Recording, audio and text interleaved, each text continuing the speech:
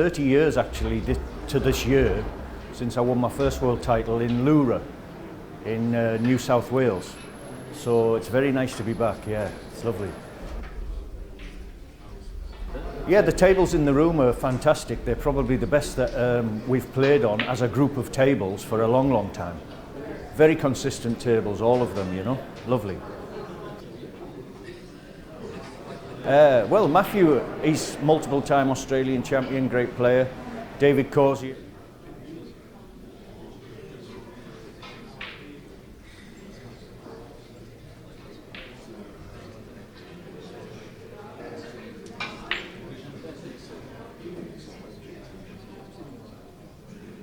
It's good. You know, Devaj Harry is good. You know, there's no easy games really. Once you get to the last 16, last 8, it's very tough. Well, I'm starting to hit a bit of form. I mean, I'm getting a bit old now for the concentration side of it, but yeah, it's going all right, you know. I don't know. There's a few players capable of doing it. You know, it is odds against. I know it is because it's a concentration factor more than anything to get to 1,000. Because I know it takes a long time. So, but no, it's doable. It is doable, but again, you got to be right on the day, you know.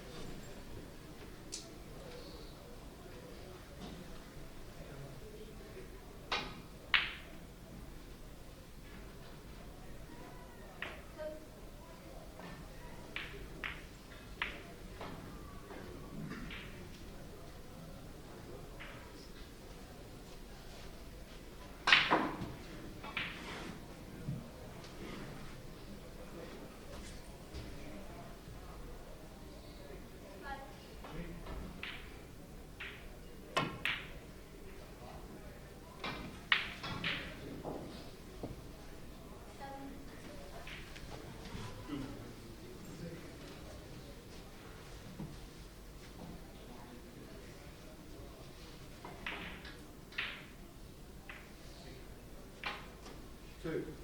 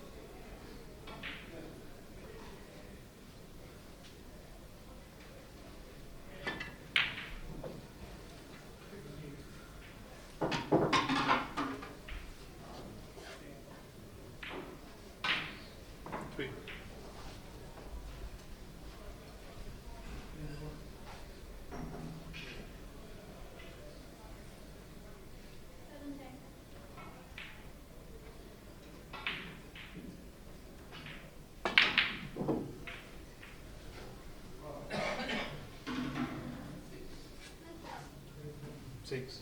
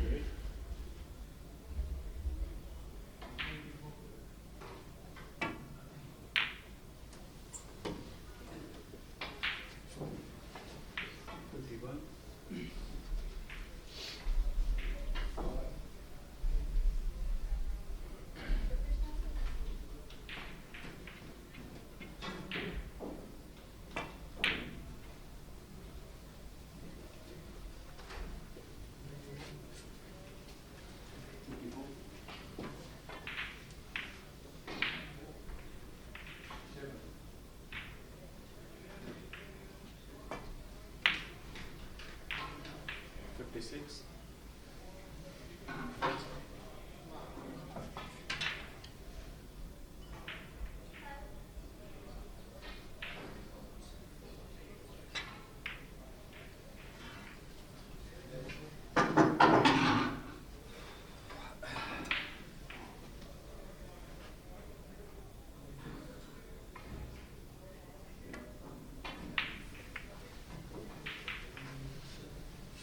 61.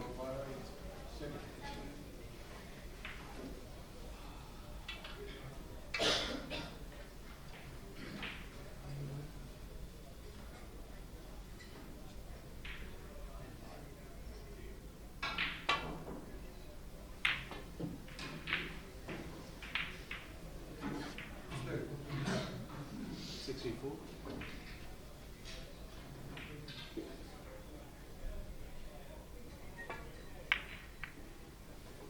66.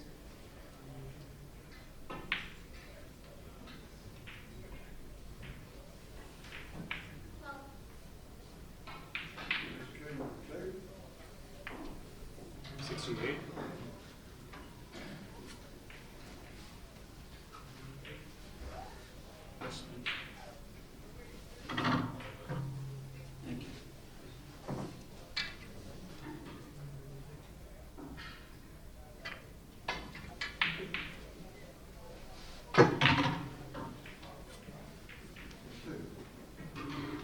71.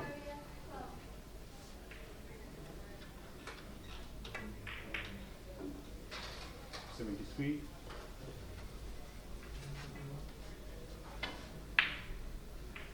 76.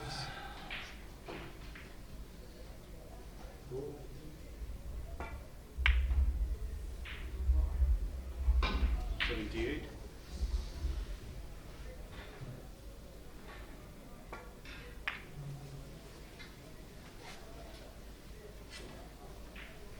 81. Baulk and bowling at 80.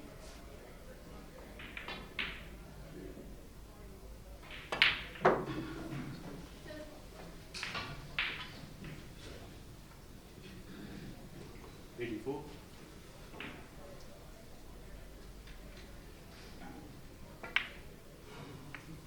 86.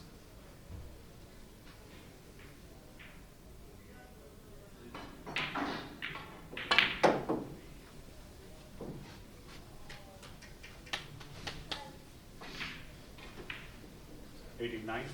Baulk and cross.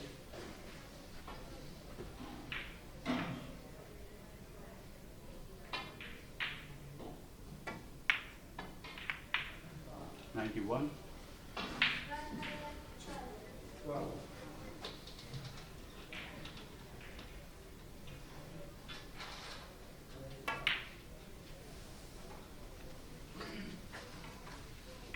93.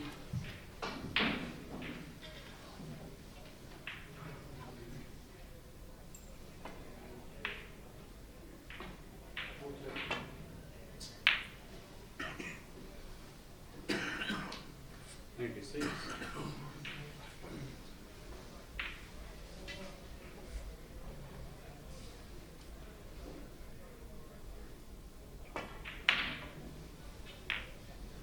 98.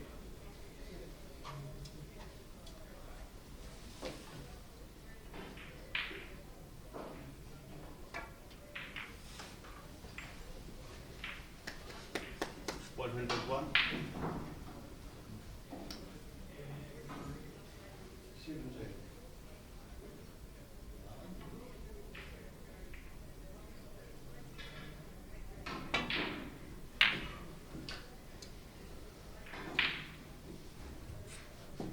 103.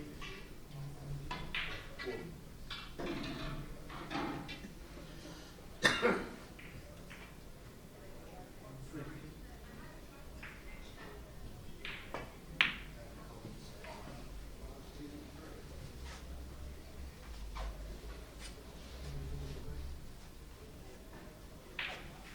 7.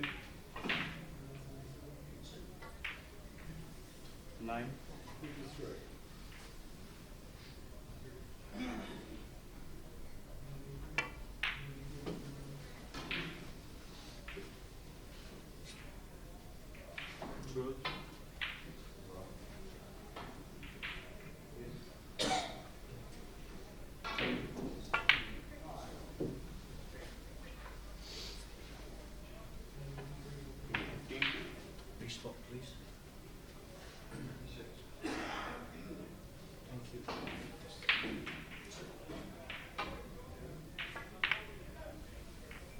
17.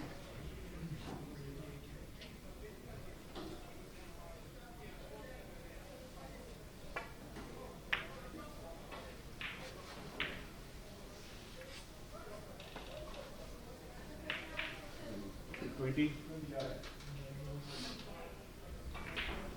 22.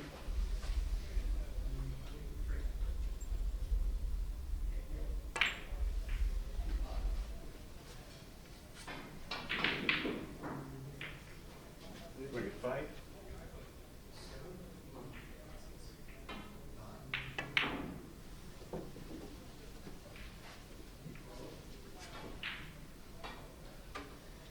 28.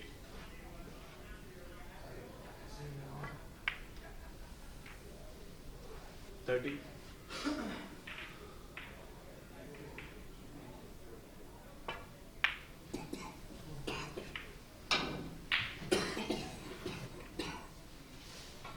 33.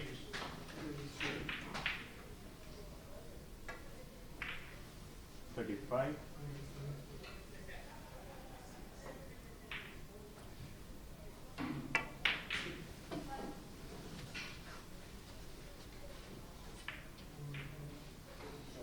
38.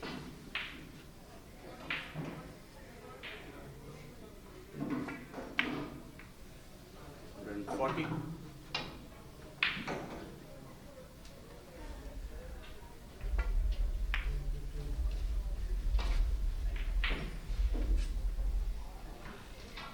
43.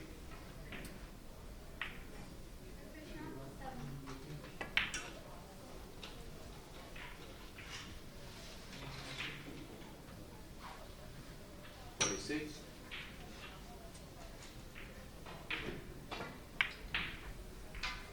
48.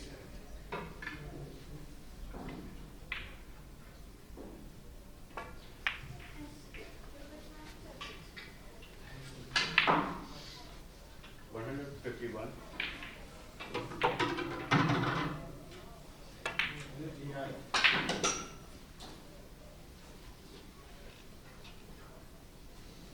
54.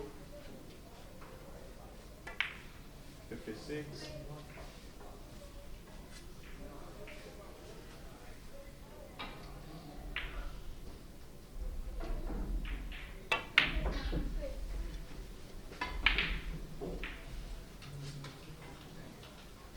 59.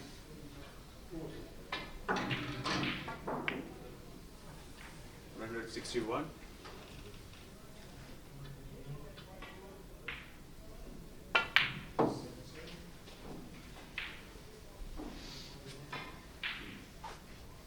64.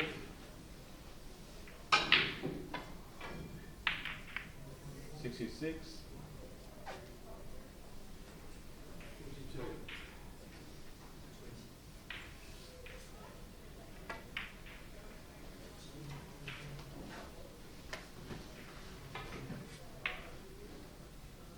69.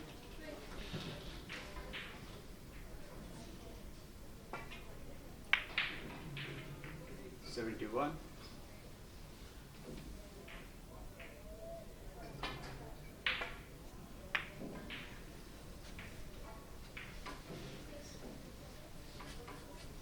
74.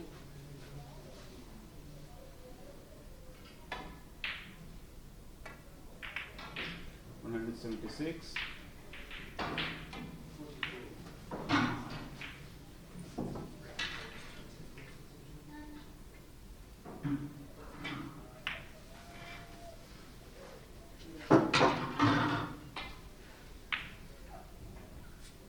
79.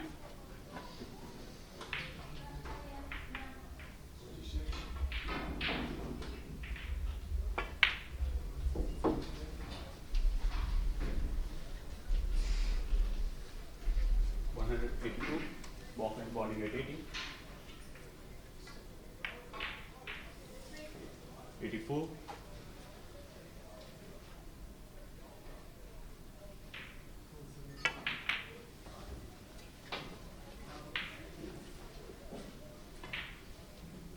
87.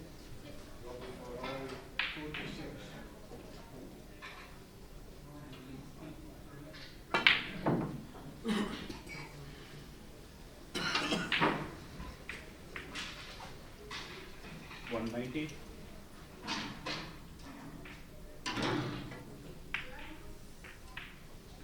192.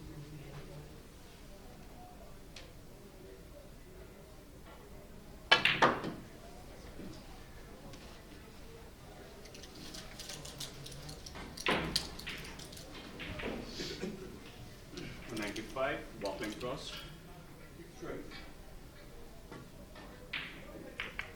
97.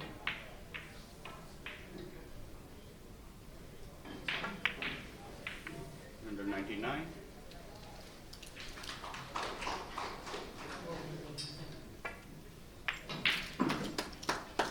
200. 202.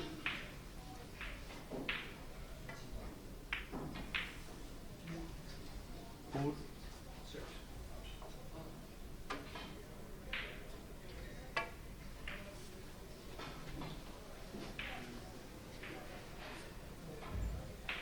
7. 9.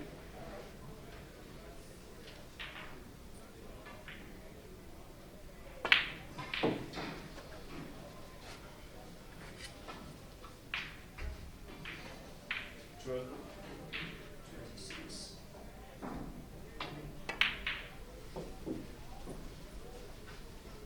11. 15. 17.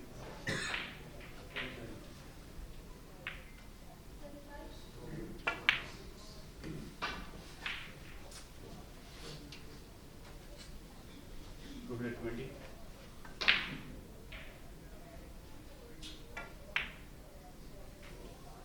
22.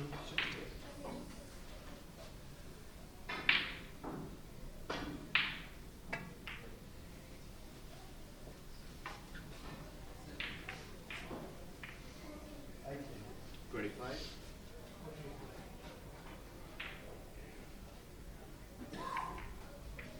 27.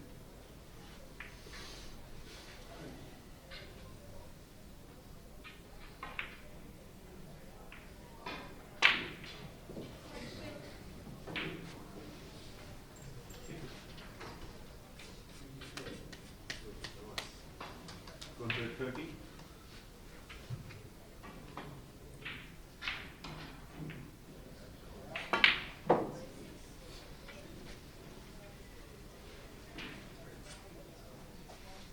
33.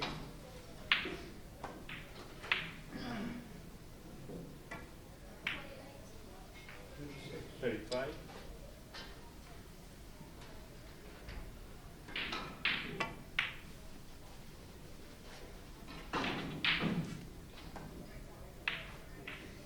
38. 240.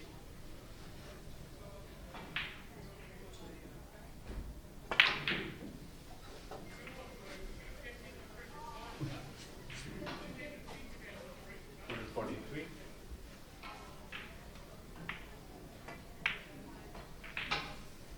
45.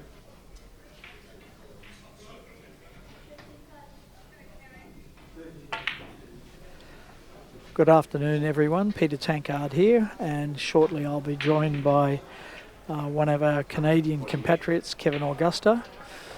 We're watching Mike Russell against Raajeev Sharma, and it looks like Mike's dominating so far. Kevin is... Oh, that's a cover. That was unplanned. He didn't mean to bump that on the way past. But Kevin's part of the Winnipeg Veterans English Billiards League, and it's his first time visiting Melbourne for a World Championship, but his second time visiting Melbourne. Hi Kevin, how are you?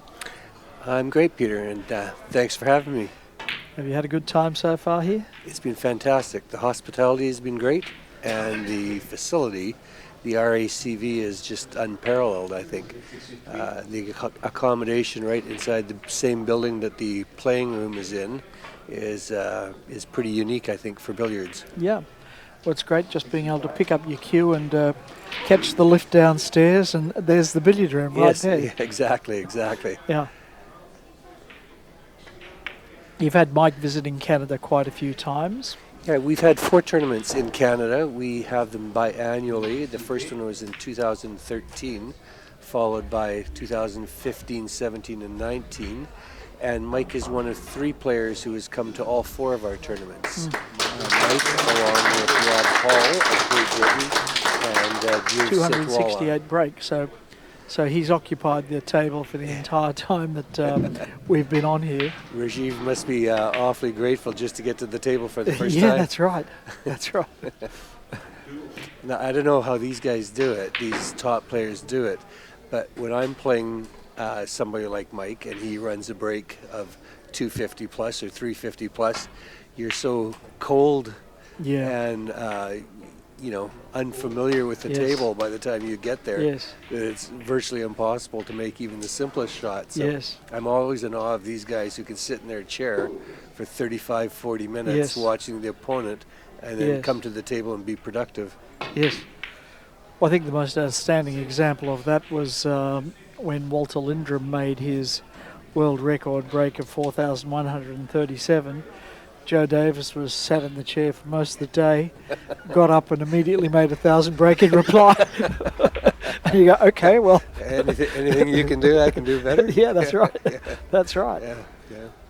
The other thing that always floors me about these top players is their ability to adjust quickly to any conditions. Yes. They play around the world, and conditions, things like humidity and speed of tables and the cloth used, et cetera, is all different. Yes. And each cloth has its own particular playing characteristics. And it's just astounding to me how these guys can adjust from, one set of conditions to another within about 3 or 4 shots. Yes, it is. They know what they're absolutely facing and deal with it accordingly. And it's degrees of difference in the throw, isn't it? The angle of throw, the ball comes off the other ball. It's many degrees of difference. And to being able to accommodate that, the way the spin works on the cloth and how quickly the spin takes on the ball, all of those things are just completely different between cloths. So these conditions are certainly unlike we see regularly in club competitions in Australia. And what about Canada? Well, we have used, for our tournaments, we have used the Strawn 6811 cloth, which has quite a distinct nap to it. And so the balls, I find the throw easier to predict. Whereas on these cloths, they're brilliant and smooth, and for potting and whatnot, they're exceptional. But if you play any shot with any kind of pace at all, they really throw, and that's just these guys get used to it. Get used to it within 3 or 4 shots. I never did.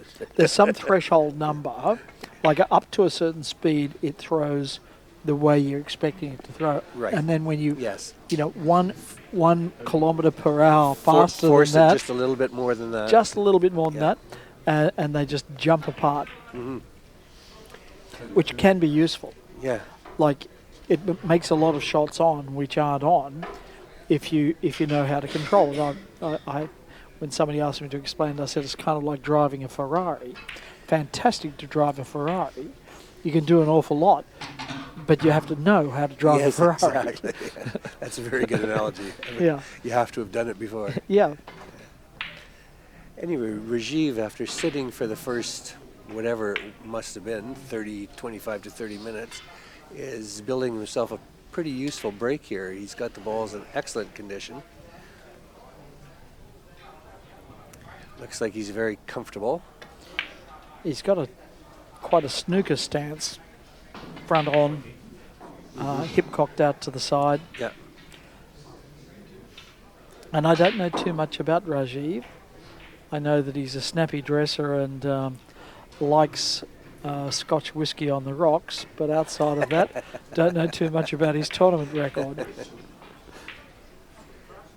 And that's the sort of thing you pick up by being around, isn't it? Absolutely. A careful observation. He's just in about perfect position right now.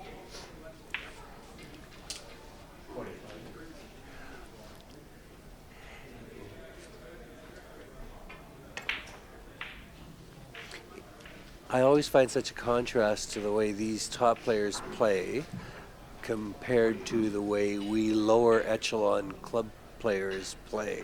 Yes. These guys play with such fine touch, and it's tap, tap, tap, and move the balls 3 and 4 inches. Yes. Because they're always in position. Yes. Whereas us club players, we always overhit every Yes. shot by a foot or so. Yes. So we're always out of Yes, position. yes, yes. So it's always necessary to sort of hammer the ball all the time. Yeah. Got a I cover think we there. may have a cover here. Little yeah. masse. A little masse shot. Now this cloth is very reactive, so No, he wasn't Yep. able to execute that. yeah. So it breaks down over a matter of about an inch. Yes. It rattles up a quick 55 to let Mike know that he's still here. However, if Mike can put together another century or century plus, So what's the It's- biggest break he's knocked in Winnipeg? oh, that's a very good question, but it's in the 400 plus range. Mm. I was, this past year, May of 2019, I was refereeing for Devaj Huria, who Yes. knocked in a 585 as Yeah. I was refereeing. Now, you're only Should get paid extra for that, shouldn't you? you're only adding by 2s and 3s, and you would think Yeah. it would be relatively easy. Yes. But it's amazing how when you get up there, into 400 and 500, how difficult it becomes. Yes, yes. How much you have to concentrate just to add. And then +3. a five shot turns into being chaos. Yeah. Oh my God, how do I add 5? Yeah. Shake of the head from Mike. Yeah. Now, if he can recover them into top of the table position. Oh, one other thing I'll tell you about Mike, as far as the Canadians are concerned, for those of you that follow ice hockey, not very popular in Australia. We don't have the climate for it, but there is one name that stands above all others in ice hockey, and that's Wayne Gretzky, probably Canada's most famous sportsman. So when they first discovered Mike Russell some years ago, he was described as, with their highest accolade, as the Wayne Gretzky of billiards. Yeah. That's as good a compliment as it gets. It doesn't get any better. For sporting in Canada. Yeah, the Wayne Gretzky of billiards. Gretzky had such a adept touch with the puck. He could see out of the back of his head. He could see Yes, everything that was yes. going on around him. And Russell just seems to be the same way. Yes, He's just yes. hyper aware. And look at the spin that he puts on that ball Yes. in the space of about 6 inches. I mean, Yes. he absolutely can screw that ball right into the cloth. Yes. And move it about 4 inches. It's incredible. I've tried. Yes. Sometimes in practice, I'll try to see if I can get that much spin. That much with juice, a little slow, tap. Yeah. slow. Yeah, Yeah. and it is just extremely hard. Yep. I think Mike Russell gets more sight on the ball than any human I've ever seen. Absolutely, by a mile. Yep. Close second, I would think, is probably Mike Pearson from here in Australia. Okay. He manages to juice up that ball like it fizzes on the spot. Yeah. But certainly no better than Mike. Yeah. Now, if Mike gets them tight at top, and if he makes this pot, he will have them tight at top, then this is pretty much perfect. And I'm going to make 2 observations about the way that Mike plays, shared with me by Robbie Foldvara. You can see that the white is slightly offset behind the red there, just off to one side. Floating weight, yes. Floating white. Mike is moving it up and down a line. That wasn't an ideal shot. He's lost it already. He's having to play it off. Yeah, he won't be very happy with that. He won't be happy with that at all. He'll try and recover it with, looks like another in off and then a red pot to Yep. get it back down there. But that position of the white in Mike's ideal world should be moving up and down in a vertical line behind the spot. And this is a method that was documented, perhaps not invented, but documented for the first time by Murd O'Donoghue, an Australian coach. And he called those lines the Linndrum lines, the line the white is moving up and down upon. And when he coached Robbie Foldvari to win his first of 3 World Billiards titles, Robbie was said to move the ball up and down a 5.5-inch Linndrum line. And Robbie says that the innovation that Mike Russell had was that he could do the same thing in half the distance Yep. in less than 3 inches. So that means that Mike was tapping so lightly on the ball on the way down and then recovering it so Yes. quickly off the cushion on the way back that he kept it in tight behind the white pretty much the whole time. What Mike does more than other players is he rescues that white before it gets too deep. Absolutely. Like he never lets it get more than, well, certainly never more than halfway between No, that's right. black spot and the rail, and probably a third of the way between the black spot and the rail. Yes. And he's looking to bump it from behind to get Yep. it closer. He likes it ideally within about an inch of the black spot. Yes, yes. And I watched him via the magic of YouTube. I watched In him play a Qatar? match, yes, in Qatar Against Pankaj Advani? and for Masterful. for about 450 points, Yes. that cue ball never moved more No. than an inch. It was Not extraordinary, more wasn't than it? an inch. And we'd commend that one to you. I didn't know that Kevin had seen someone, but I would certainly commend that one to you as perfect, or as far as it's perfect to be. Top of the table from Mike Russell. He was really at his peak at that time. And that's a bad miss. What Kevin said is absolutely right, that ball hardly moved behind the spot. And if you actually counted, and I'm tragic enough to have counted, the number, there were actually twice as many. Billiards players are not known for having a life, really. No, that's right, no life at all. But there were actually twice as many recovery cannons coming from behind as there were direct cannons coming from above. Really, okay. So, and you go, well, that's extraordinary that he would be continually knocking it back up towards the spot. And at his best, he could pick which side of the white to hit, having come Absolutely. off the rail, Yeah, to actually nudge it back towards the centre line. Extraordinary stuff. Unfortunately, I don't know this to be personally true, but I'm told that where Mike is living now in Sri Lanka with his wife and her family, that there are no practice facilities available to him. So he gets in I'd heard very that. little practice between international events. Yes. And it as great as Mike is, I think it's starting to show a little bit in I agree. in perhaps not the degree of consistency that he used to show. No. He used to just be unbelievably Yes, consistent. You could yes. count on him for 500 and 600 breaks Yes. without breaking down. Yes. And I think the other thing, as that's happened, players don't fear him the way that they used to fear him. He unquestionably has the best record since the Second World War. 12 of these titles and 7 IBSF world titles, making a total of 19. Nobody comes close in terms of billiards titles. He has been the dominant player since the Second World War. But there's a little bit of a, and when players used to meet him, if they were on his side of the draw, they were in fear. But he's lost that cachet, I think, in the last 4 or 5 years. Yeah, sort of like Jack Nicklaus used to be. Yes. Tiger he knew Woods. his opponent couldn't beat him, and his opponent knew that Yeah, the opponent couldn't beat him. And they were agreed on that. They were agreed on that point. Yes.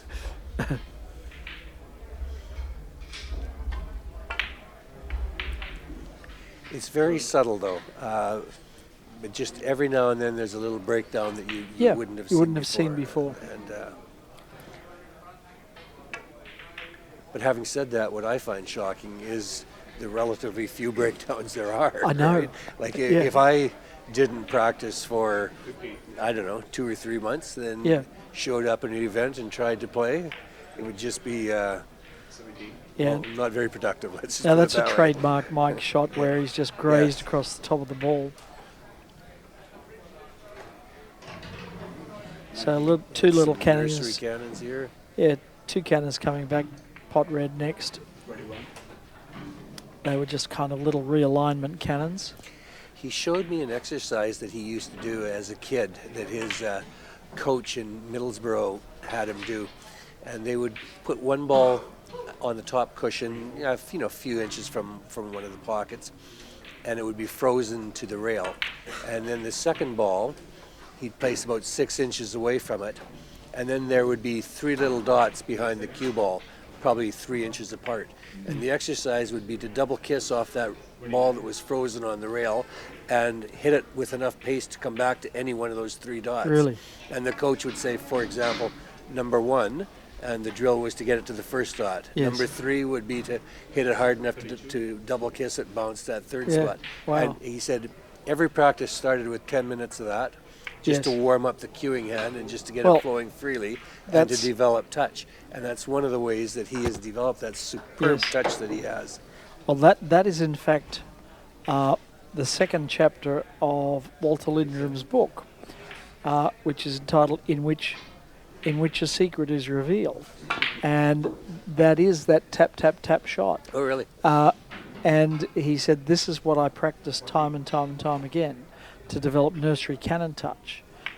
So how interesting that somebody, because I think that was a Walter innovation. Probably was. But and it's not surprising because Mike's coach at that time, I think, if I'm not mistaken, was Jack Carnham. And Jack, isn't there a direct line of descendancy? Well, in Jack's coaches from the other school, so I think I explained this earlier. We prepared an article for the program of this event that connects the dots between the present day and history. And in this very tournament, at this very place, we have both Mike Russell and Matthew Bolton. Indeed, if they're both successful, they're due to meet in the quarterfinals. And if they do meet, that will be just the latest chapter in a battle that's been going on since the 17th of September 1865. Because Mike Russell is from a line of descent that starts with John Roberts Sr., who coached John Roberts Jr., who coached Tom Newman, who coached Jack Carnham, who coached Mike Russell. Right. And on the Linndrum line, it was Friedrich von Linndrum, or later Frederick Linndrum, and then Frederick Linndrum, his son, and then Walter Linndrum, and then Walter Linndrum coached Bob Marshall, who coached Matthew Bolton. Yes. Now, all along the line there, for all of those 150 years, guys of each generation have done battle with each other. Yeah. Marshall fought Carnham, Russell fights Bolton, Linndrum fights Roberts. It's just gone The on and on Aussies and on. and the Brits. Well, not always Aussie. Well, yes, it has been Aussies and Brits, but Mike and Matthew are yet to nominate their successors. So let's hope it doesn't stop here. Will the line be broken? Will the line be broken? I think Mike's most ardent student at the moment is in fact Malaysian Adwin Tay. So we don't mind if it goes overseas. But having said that, there are a lot of players who do their very best to copy Mike. That's true. At all times. That's true. When we've had our tournaments over in Canada, we generally get Mike and Rob Hall to stay an extra day or two, and they give the guys in our league a day of lessons. Yes. You sort of, what would you say, hire them for an hour at a time. Yeah. And it's very beneficial, very helpful to us. Well, We had a conversation after, I think it was our 2017 event, and we were speaking with Drew Sitwalla, one of the guys who's been to all 4 of our events. And we were saying, Drew, what do you think? You've been here 3 times, you've watched us. What do you think we most need? And he said, coaching. You guys need coaching. Yes. And so our event was in May.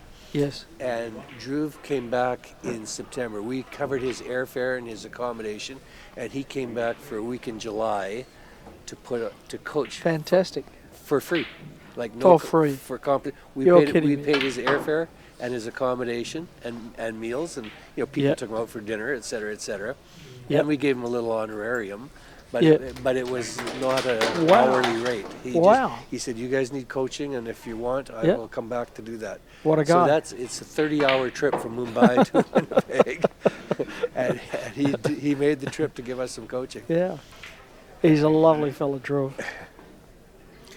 Just watch how gentle the touch on that white ball is right there. It never moves it more than 2 inches. Now that's what we were talking about, where he's actually gone to the outside of the white and knocked it back towards the centre a But little that bit it more. would be the top of that 2-inch Linndrum line that you're That's talking the yes, about. yeah, 3 inches. Robbie 3, says, Mike. okay. Yeah, so you And now can you can see the shot there, There. how delicately He moved it grazes back that an line. inch, Yeah, and if it goes, it goes much back further, another come half behind inch it back again. of that, and he'll be recovering it.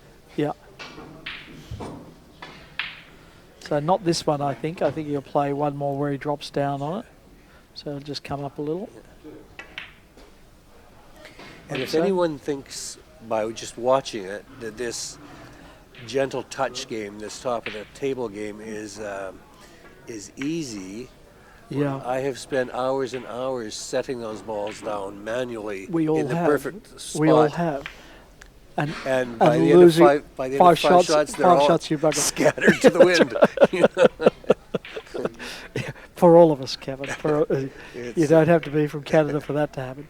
And there he is coming behind it Yeah, again. yeah. So you can see he just doesn't let it get very far down there. Now, Yeah, he look at the doesn't spin he like this puts on. table. He's spoken to us about this table. He thinks the air conditioning is not quite right. Other players have made big breaks on it.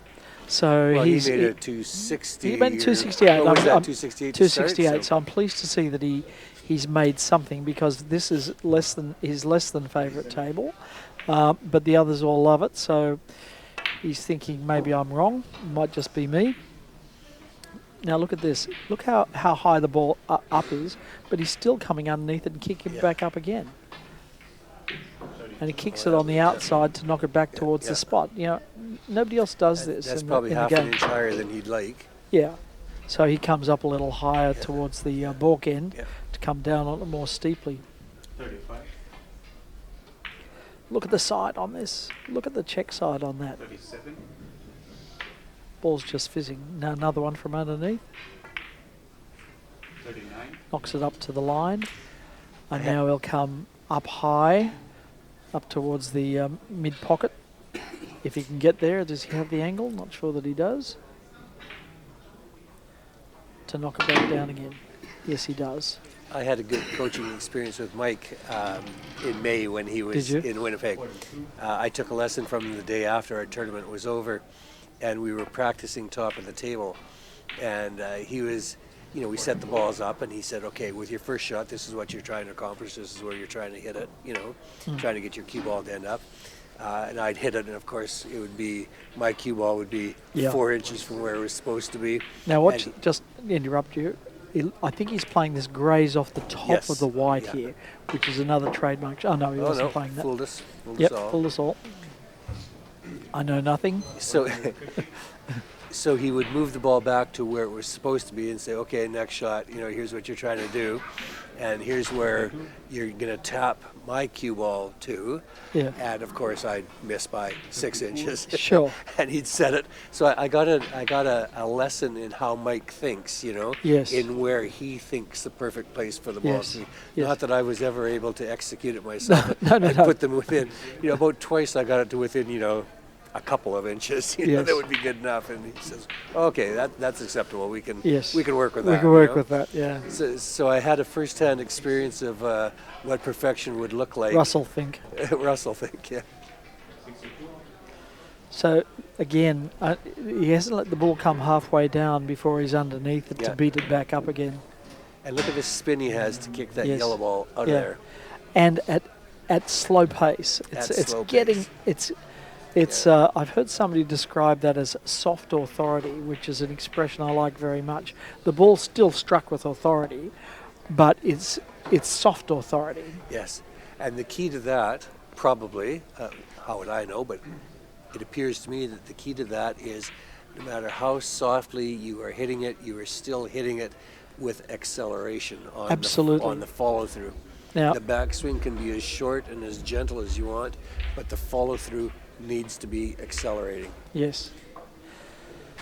Now, a couple of other observations about Mike. Watch this deliberate pause before he strikes. Yes. It's very deliberate, prolonged even. And the other thing, if we get a shot of the back of his hand, and on this camera angle we might at some stage, the cue, he's not gripping the cue. The cue is in fact cradled Yeah, in an yeah, open hand. Yeah. His It's fingers just- are not closed over the cue at all. It's just literally cradled in an open hand. And he is one of the few players that you'll notice. There you can see it there. Yeah. That's Yeah. There's His no grip on backhand, there. yeah, His yeah. backhand, there's Yeah, no it's, grip it's there. just resting in the cradle. It's resting yeah. in the cradle. He's also one of the few players that, when he's in the middle of the open table, his forearm will actually rest right On the table. He's leaning just into the table, isn't he? to provide additional basis support. Yeah. Yep. Uh-oh. Uh-oh. That doesn't look good. Okay. And- He knew that was him that time. Cast his eyes to the gods. A 178. So in 3 Look, turns of the table, he's produced a it's 178 and a 268. So, Yeah, that's it. So it's going okay, but not good by his standards. But then again, he's got very, very lofty standards. And even 502 turns Yeah. at the table. Now, to explain to you too, this match is in fact a pre-round of 16 match. So that means that neither of these guys qualified first in their group. And that surprises me, so I'll take a pause in a moment and just check on the board as to which match Mike lost. Yes, exactly. Who He was in must his have- group that would I have don't beaten know. him? I don't know. But if you give me a second, I'll check and find out.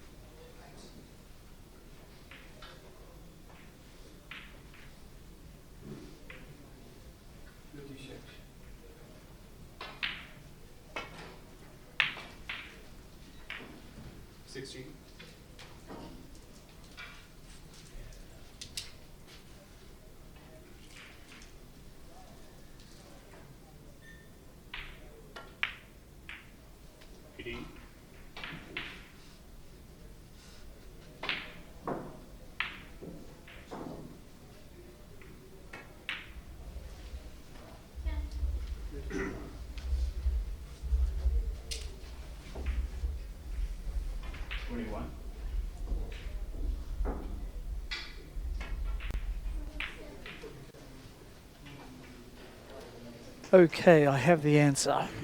Mike qualified in 9th place, so he didn't get an automatic entry into the last 16, but he was the top. He didn't lose a match. He just didn't accumulate based on enough point points differential. for and against. There were some 'Cause very there's big 12 scores. There were 12 groups. 12 groups, and and, the- he was 9th. Right. Yeah. Okay. So he didn't actually drop a match, Yes. but he didn't accumulate as many points as the others. And the so top 8 would be based on point differential, Point in differential. all They- of their 4 group stage well, matches. if Mike qualified 9th and he didn't drop a match, then everybody above him didn't drop a match Yeah, either. yeah. But they scored more points. Qualifying in first place was in fact Matt Bolton from Australia. It could be said that Matt didn't have the strongest of draws, whereas David Corsia had Pankaj Advani, for Yes, instance, in yes. his group, and Peter Gilchrist had Sri Krishna Suri Yes. and yes. Porksar and me in his group. Well, that would be That tough. would have been, well, see, he rattled up What a a mere nightmare. 1100 points against me in 90 minutes. So you brought his average down, is that what you're saying? Yeah, that's right. No, it was a thorough poleaxing, which I enjoyed no end.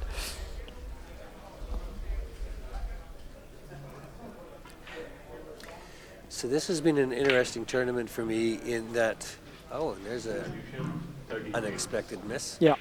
For the reason that I'm sure you've alluded to in the past, in that we have players from such a variety of countries, which we haven't had at the World Championships before.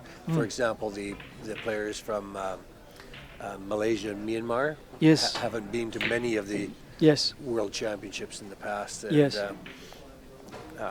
They're a surprise, aren't they? Those who aren't aware, these players certainly are. People like Rob Hall and Yes. Pankaj and the Indians are certainly aware of the guys from Myanmar. Many of the middle-ranked but Brits the were not. casual fan might not be. Right? Yeah.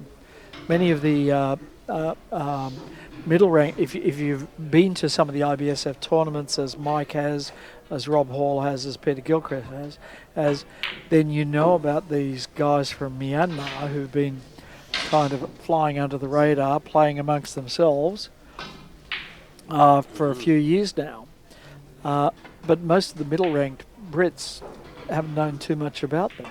So they've had the shock of their lives when these guys with multisyllabic names that they can't pronounce come out of the woodwork and give them a thorough hiding. Now, has Mike played a role in coaching? Mike has had a big role in that. In fact, amongst the few words of English that they speak are "hi coach" when they see Mike. Hi coach, hi coach. That's about the extent of it. So coaching somebody when you're unilingually English yourself, it must be challenging to coach somebody with no English. That's true. So they have an interpreter there, and so Mike will show and then tell, and then the interpreter will tell, and then Mike will show again. So it's all I can tell you is it seems to be working, Kevin. If you watch Nathway U, Chit Coco, Poksar, I have. I mean, it's just Poksar is slightly different than the others, but the two Nathway, for example, is just you can see in his technique. He's all Russell. He's trying to be the carbon copy of. Yeah, he's all Russell. Yes. Poksar is almost unique in his shot selection and his style of play. He's just, bona fide genius. And if any viewers out there want to see what we're talking about with respect to Poksar, just Google Poksar, Pauk space SA Billiards, and watch him play. He has a unique billiard style. That is for sure. Yeah. And, he's got a lot of shots I've never seen. He's got a lot of shots that none of us have ever seen. Yeah. And it makes you wonder if his first game wasn't three cushion carom. Yeah. Made me think that too.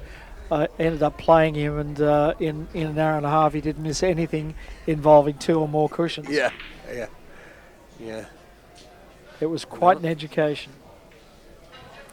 As I say, cheapest coaching you can get. Pay your entry fee, get your coaching. Yes. Now watch this cue ball just deciding he's able to get on this thing. Watch it dance off to our left there. Yeah. And it's effortless, isn't it? They never look like they're exerting themselves at all. Now we're graced at this tournament, as you'll find out later tomorrow, with the presence of Tammy Linndrum from the Linndrum family, who is going to present the ladies' trophy, which is this is the first time we've had the ladies' World Championship in Australia, and we thought it was tremendously fitting to invite Tammy along to present the trophy. Will she be a granddaughter? She is, in fact, there was a whole family of Linndrums. So Walter had a nephew, Horace, who was a champion in his own right, a 1,000 break billiards player, and the 1952 world snooker champion. So Tammy is Horace's daughter, and a lovely lady who is also contributing to the development of the sport in Australia in a way that'll be announced tomorrow. So that's very exciting for all of us. We'll look forward to that. And Kevin, you and I are going to the Linndrum house tomorrow. Yeah, that's very exciting. I know, that's really exciting. If you're a billiards wonk, that's sort of on your bucket list somewhere. Yeah. Had you heard about that in Canada? No. Not until I got here. Yeah. Okay. Yeah. Yeah. It's.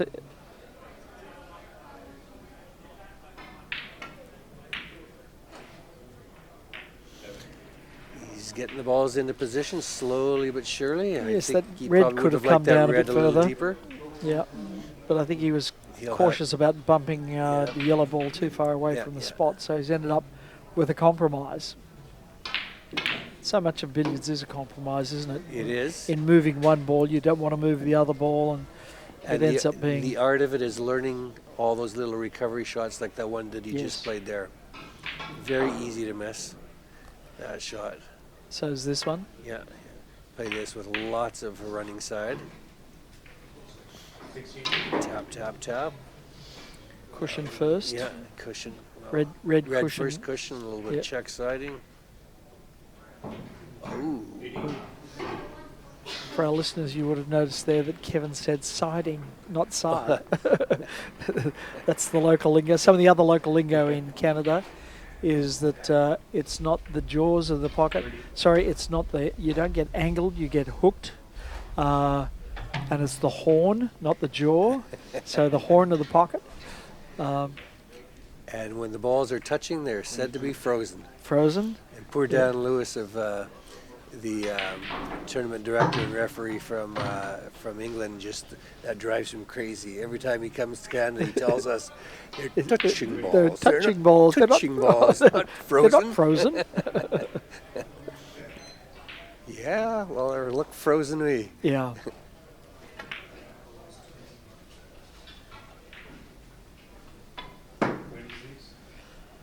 So you can be hooked on the horn and you have to play siding to get out of there. That's exactly it. Now you're talking our lingo, Peter. You bet.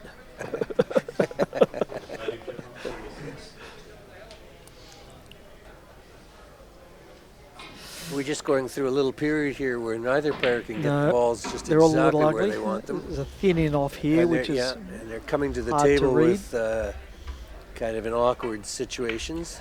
No. Look at the juice he played on that. Yeah. Now, I don't know that it needed that juice. I think you just play Well, that plain and thin, don't you? I think what happened there was the cue ball squirted on him a little bit. Okay. And he didn't quite hit the object ball where he was Yeah. intending to. Yeah. God Sorry. knows that's familiar to me. Yes. And Raajeev gets a nice kick there. Mhm. Moves the red into the scoring zone.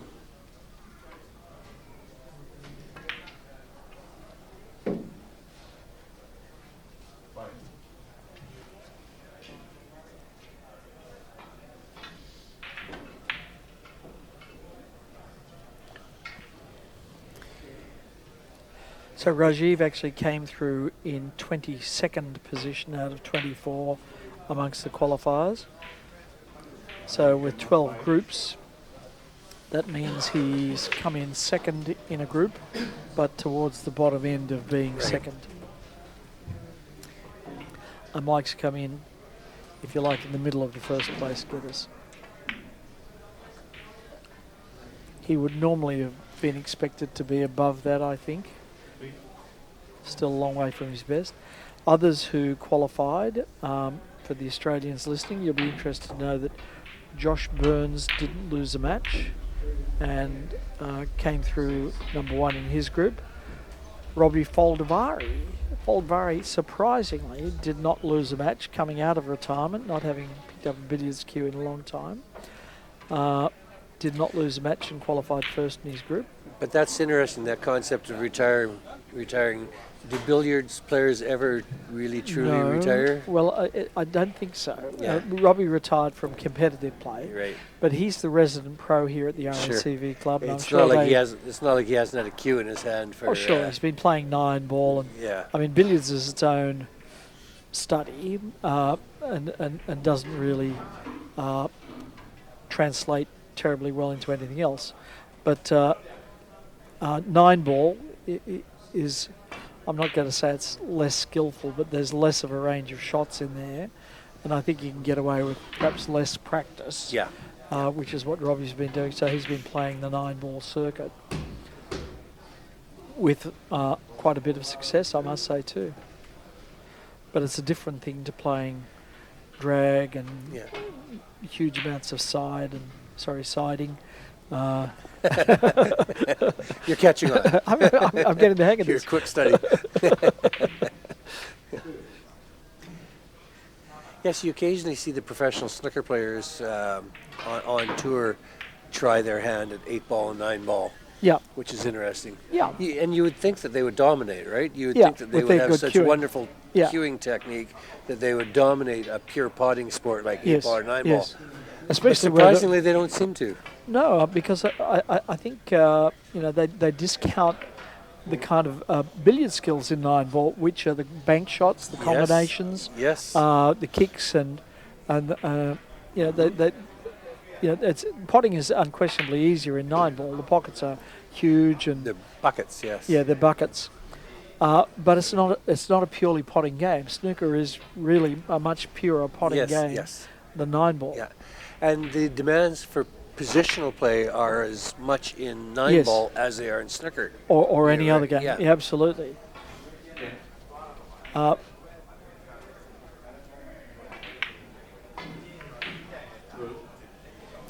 mean, That's gathering. that's really gathering. Some nursery cannons here. Perhaps we can get another view. Oh, no. He's broken them apart fairly quickly. That's experience knowing what to do when the balls get like Yes, that, isn't yes, it? Yes. Now he just lays that yellow ball on the rail. Now he'll Yep. kiss off the. That's probably another one, isn't it? No, Another that Canadian, we is it? say that Okay. too. We say that too. Yeah. Kiss off that white ball to make sure it gets behind the spot. Yep. And there he is. Now if he just rescues that white from the back and gets it up near onto the Linndrum line. Yes. Oh, you're learning the lingo too. This is just a wonderful cultural exchange we're having here, Kevin.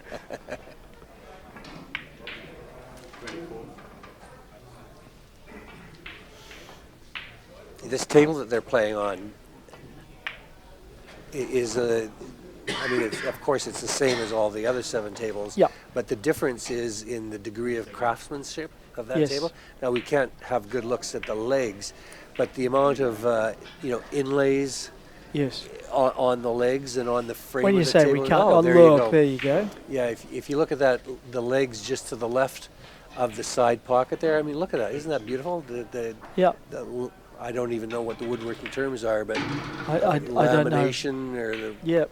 Yeah, I it don't really either is a and thing of should. beauty, that table. But I can tell you it's made of tulip wood, and David Pitt told me earlier that there are 2 identical tables, consecutive numbers out of the Alcock factory. One here in the RACV club, the other one owned by the gentleman I was talking to as you walked by earlier, Yes. Andrew Ricketts, who is in fact Walter Linndrum's biographer.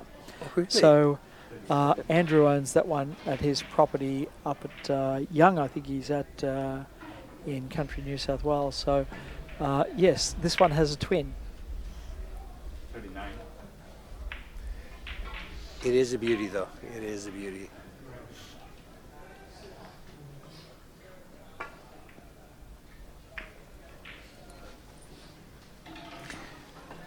It's a slow pot. 42. Yeah. Lots of drag on the Yeah. cue ball just to Now stop this it one right will be there. juiced up as well.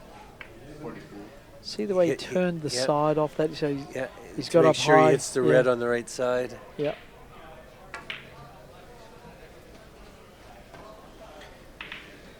Hit the red, glance off the white, and bounce the Yeah. white. I wonder which side of the white he'll be going to. Yeah, the outside, so he's knocked it back towards the spot. Wasn't sure he could get there. When you and I play that shot, we're just trying to hit that white. Yeah, right? it's a small Let alone target. the I left can side tell. or the right side. I can tell you that's a small target. So you really got to thrash at that shot, I find, to score you 2 points. Now, I don't understand everything I know here, but Mike has said to us when we ask him about top of table play, you know, how he learned it and the drills he did it. And what he has said is top of table play comes down to 6 different shots. There's only 6 shots involved. And I just broke them down, determined what they were, and I practiced them one at a time. Yes, yes. And I never got as far in the conversation Did he tell as you to what find they out were? exactly what they were. Quickly, if That'll you be know, you must tell me. That'll be for the 2021 tournament.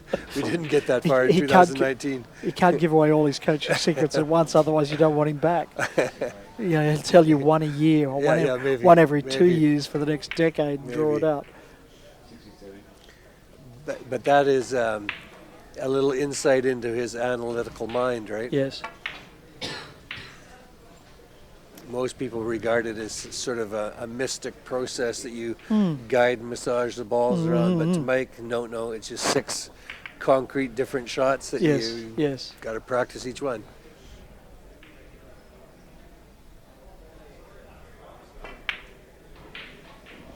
Now we're waxing on about Mike Russell here, only because he's being featured at this table. Sure. But there's other people here who are extremely fluent at the top of the table. I mean, Unbelievable.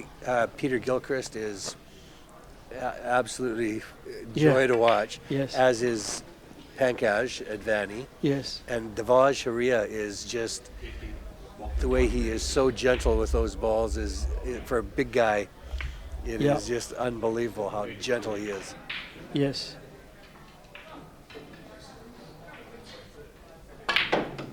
Here we go, around the table. And Dan's just figured out that that's a Baulk line crossing. Yeah. He's at 85, so he would have been called for. Yeah. So as soon as he saw that shot, our producer flicked onto the score, knowing that it was a Baulk line crossing. That particular Baulk line crossing is really trademark Russell. Not sure if he invented it, but he certainly perfected it. It's one of many shots that, if he didn't invent it, he perfected it. And after 5 rails, that yellow ball probably is within about 6 square inches. Of, Yes. Or within a square about 6 inches by 6 inches. He was part of his issue with this table previously was that it was sliding a bit too much, and his ball on that recovery shot, which he regards as bread and butter standard, didn't come off to the exact position that he wanted. And when he was demonstrating what he felt might have been something that could be corrected on the table, he said, "Look, I missed it by 2 inches, having travelled 30 feet, 30 5 rails, or 5 rails. It's come up 2 inches wrong in the place that he's meant to be, and that was meant to be proof positive that there was a fault with the table." Oh, okay. Yeah, sure, I'm convinced. Yeah. But there are different techniques. Yeah. The guys were telling me, guys like Rob Hall, I was talking to a group of them the other day, and they were talking about that shot, the Baulk line crossing shot, and they were saying how Pankaj Advani, being a snooker player, a former professional snooker player, he often has a different approach to it. He'll pot the red twice off its spot, and on the second one, he'll push his cue ball towards the center, but leave it on top of center, and then he'll just simply cut the red into the side and push his cue ball in and out of Baulk. And they sort of refer to that. Suri plays the same shot. They refer to that as a snooker player's Baulk line crossing, you know. Yeah. But of course, having watched Pankaj do it, Yeah. it's equally as effective, you know. In crossing the Baulk line, yes, but perhaps not at holding them at top. I mean, Mike's technique is designed to both cross the Baulk line and get him back to the original position, because that's why the Baulk line crossing was introduced, was that this can be a very repetitive procedure and rather dull after an hour of this. So you saw Mike just screwed back ever so slightly there and actually created a different angle by being very close to the ball. Instead of screwing back a foot and leaving it too straight, he screwed back an inch and therefore created almost a half ball angle to the white. Yeah.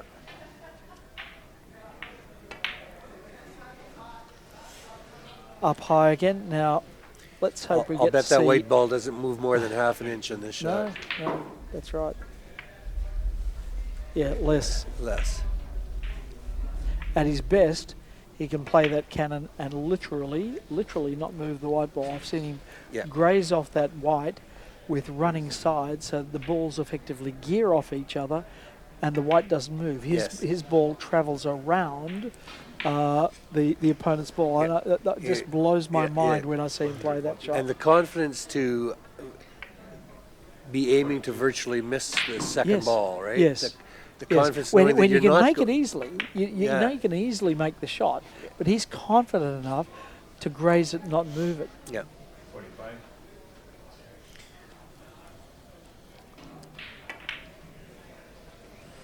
So up quite high this time. You and I are billiards wonks, so we see the fascination in this play.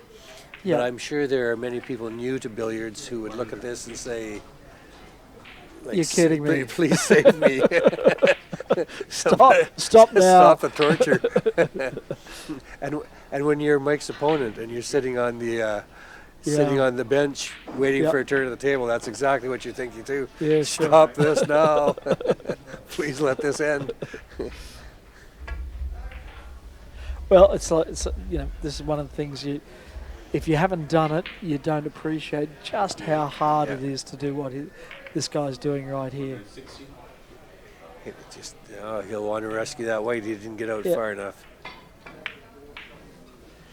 So he's literally thinking in 3 dimensions as the relationships between the balls change totally every time. Yeah. As we've said this before, but in snooker, you're really only controlling one ball. That is the cue ball. The other ball goes into the pocket. It's gone. And if it's a red ball, you'd never see it again for the rest of the game. But in this, the red ball's coming back up. But is it That covered? isn't gonna fit. Is that spot covered? It's not going to fit. So It he's looks got like it might be covered. and if it is covered, then he's in the wrong place. Someone's not going to be happy. He's in the wrong He's saying, place. please look at that again. I don't believe you. He's saying it fits, it fits, it fits. But the ref's had a marker on there. The marker doesn't lie. Those markers are exactly half a ball width. Ball's 2 1/16 or 52 mils. Okay, 51 mils. The referee won that argument, strangely enough. Yeah.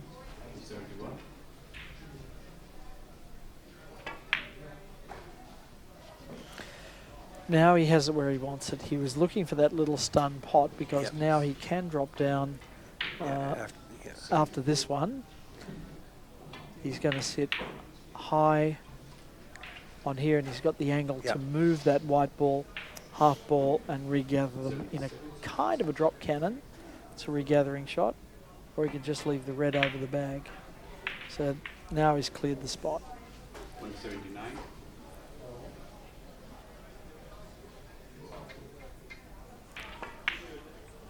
And we're back in business. No muss, no fuss. Yeah. Baulk is bowling at 80.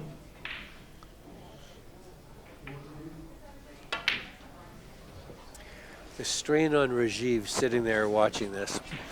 You know, you're with every 30 seconds that Mike is at the table, you see this game draining away in front of you, don't you? Can I suggest to you that they're incredibly comfortable chairs and that there's no strain at all? He's never been more comfortable, Kevin. as we ourselves are sitting here.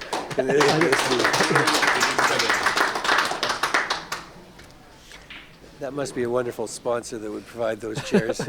Somebody very generous, I dare say. Speaking of which, can I buy you another wine? Of course you can. Okay. I'll be back in a moment.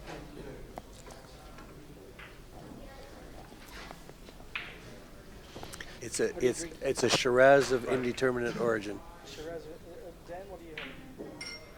No. Are you sure? Soft drink? Okay. 11.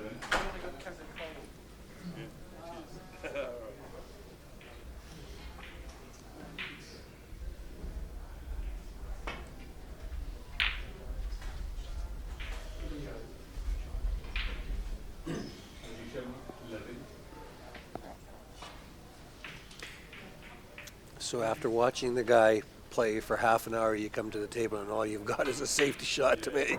Like, how frustrating is that?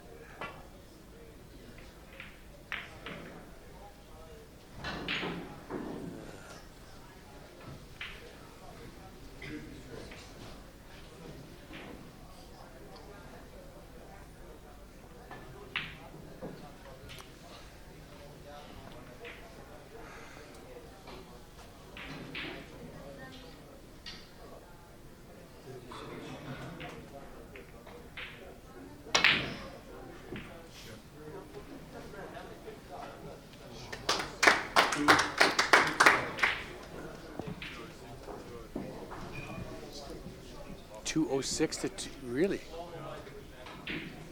He's playing one of those, not Malaysia, Myanmar.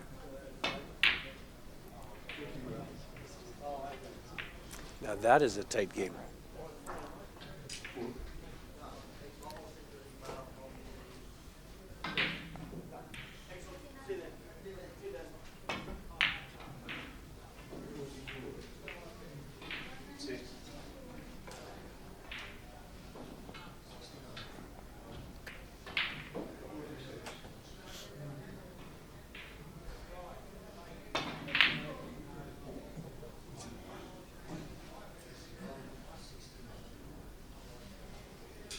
Raju Sharma, 6.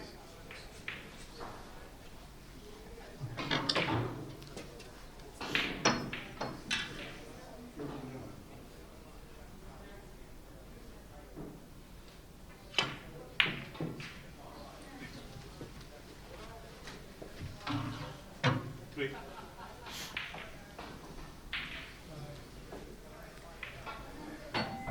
I don't know if you've noticed, but Mike is very fanatical about the balls being clean, because occasionally you'll get a chalk kick that will sort of destroy a run. And so he's always asking the referees to clean the ball. He's asking to see the red, you know, when the red's spotted and the referee takes it out of the pocket to set up, he'll often say, let me see the red. And he's just checking for any marks on it. And then you see him shining it like an apple on his vest. Oh, that's a bad miss. And that's what we said, lack of practice. Like, at his best, there's no chance in the world he would ever miss that cannon.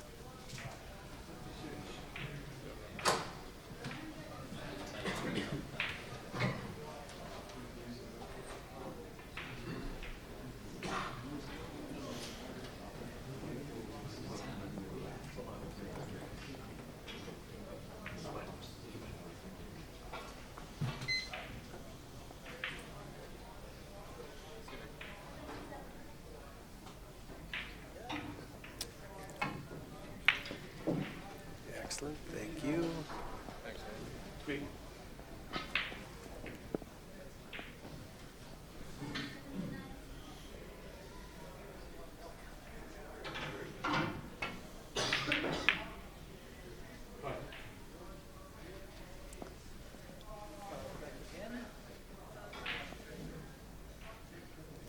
Right, back again. Our glasses are replenished. Strangely enough, I saw Mike Russell walking by me as I was coming back from the bar, so I know he's not at the table. I thought, what? Aren't you meant to be in there? So, no, I'm not quite sure where he's gone, but as soon as Raajeev misses, there'll be a stoppage on the clock, which means that our screen time, as we're showing it here, will not reflect the match time, because the match time is being controlled by a clock in the arena. Whereas our screen time just shows the elapsed time from when we've commenced video screening. No. Hangs his head. Yeah, as soon as he missed. As soon as he missed, that stoppage on the time clock happened. I think the ref, just out of camera there, pushed the button on the clock. So Raajeev settles in to a comfortable chair. To those comfortable chairs. Just while there's a break in play, I want to send a shout out to my good friends from the Hornsby Club.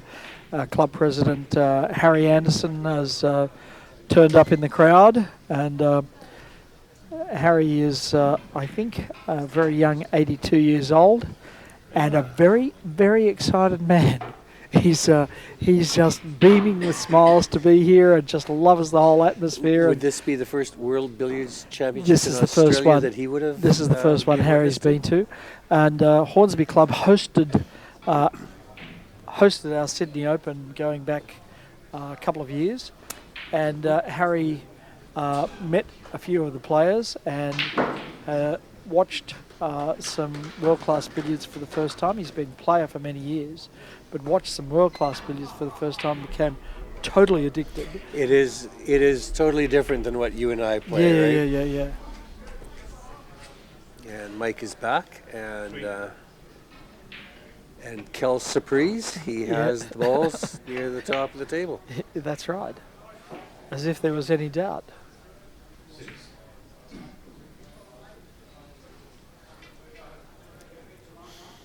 perhaps tiring of top of table play, he's going to get involved in a little bit of open billiards. Yep. Although quite likely only as long as it takes to get them Yes. back in a perfect Well, position. you'll notice that white ball's already gone into drop cannon position. Yes. Now the red goes down towards To- the spot. To the top of the table, yeah. Another little game you can play if you find our coverage boring and repetitive is to count how many shots it takes to get to top when the player comes to the table. That's often a mark of the quality of the player. Top of the table play is difficult, but getting them to top is equally difficult. Yes, it is. 50. Nice little He cannon made there. that? He made that, didn't No, he? he made the cannon, Wow. yes. Yes. Thought he'd missed. We've, in Winnipeg, when players like Rob Hall and Mike come, we've had lengthy conversations with them about top of the table and how you get there. Yes. And what I found striking, what they both say is you have to always be thinking of it. Yes. Now that sort of goes without saying, right? Yes. But their point is you have to, every shot, be focused and saying to yourself, okay, how do I execute this shot to Yes. improve my chances of Yes. getting there quickly? Yes. You can't just be taking the obvious shot and Yes. playing it in the easiest way.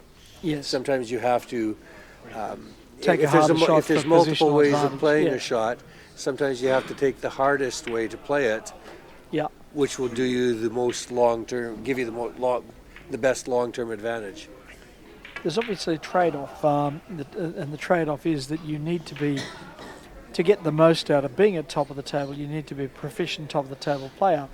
Otherwise, it's not worth your while going to the top all the time. That's right. So that's part of your development, I think, as a billiards player, that you get to a point where the payback for taking on the riskier shot is worth it because you're proficient Yes. enough at top to be there. And that is the calculus, isn't it? Because Yeah. none of us are proficient when we start, and Yes. so you have many breakdowns along Yes. the way in trying to hone the Yes. technique. Yes. And so you have to decide, is it really Where's worth the it for me to break-even try? point? Yeah. Yeah, where's the Is it really break-even worth on it to this? try to hone this Yeah. technique? Well, we have Because quite I'm a few. certainly playing lousy as I'm trying. 43. We have quite a few players in our local league in Sydney that say, "Oh, I'm not a top of the table player." Well, to me, that's kind of admitting defeat before you even start. It is. Because even if you never get to be like Mike, there is a huge advantage to being able to play drop cannons and get down there and score Yeah. perhaps 10 points before Yeah. you're forced to move away. Yeah. That's 10 easy points once you're Yeah. down there. Perhaps you can't score 100 or 200 or 300. Oh no, Yeah, that's a miss. That's a miss, or is it? Yes. Or is it? Oh yeah. Kind of Three chances there. Yeah. Wry smile from Mike. Yeah, that won't bring happiness. No, he's generally not a joyful person. He's very intense at his billiards. He is a perfectionist for sure. He is a perfectionist, and that's part of the problem. Is that genius has a cost, and I think he probably doesn't enjoy billiards in the same way that you and I enjoy billiards. It's not a game for him. It's not a pleasure. It's not a No, diversion. well, it is his livelihood, isn't it? It is really? his livelihood. 6. And as my cueing skills slip, I say, well, haha, I'm getting old, and haha, it happens to Yeah. everybody. But I'm sure that's more difficult for the professional sportsman Sure. who has made his living to admit that, haha, I'm getting older and, And who my doesn't skills have are plan slipping. B. Yeah, who doesn't have plan B? Yeah. Just talk about that investment in learning top of the table. I know that you're a golfer, and I think the analogy is that you'll have a lot of friends who don't carry a wood in their bag. Yes. They'll say, "No, I can't hit a wood." Yeah. Well, if you gave up trying, you're right. You'll never hit a wood. Yeah, isn't that the truth? Yeah. Again, that is a very good analogy.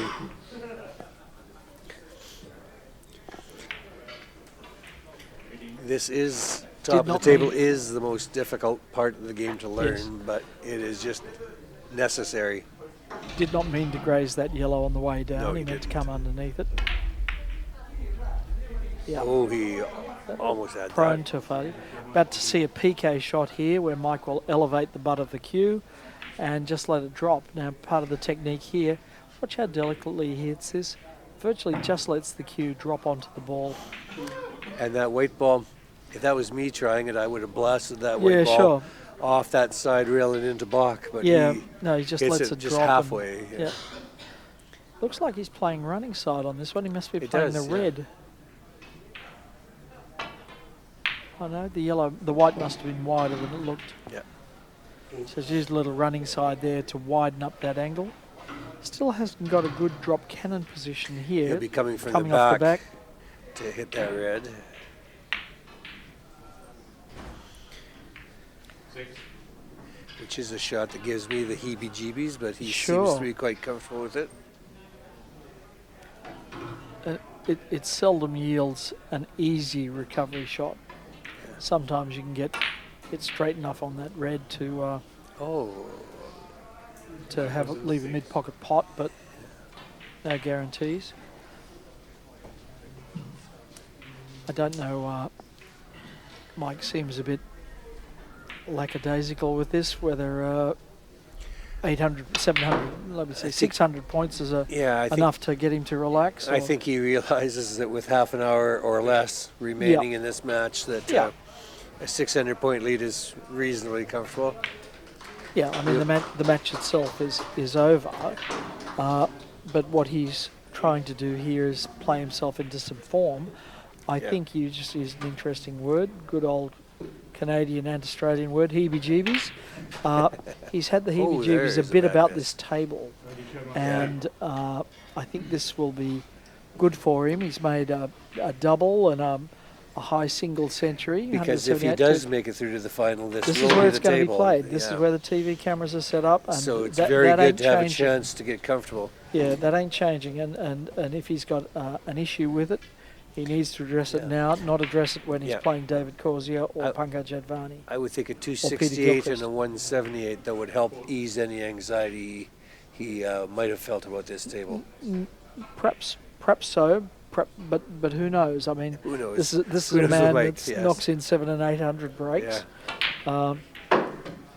and has had a 2,000 break in practice, including a balk line crossing every 100 points.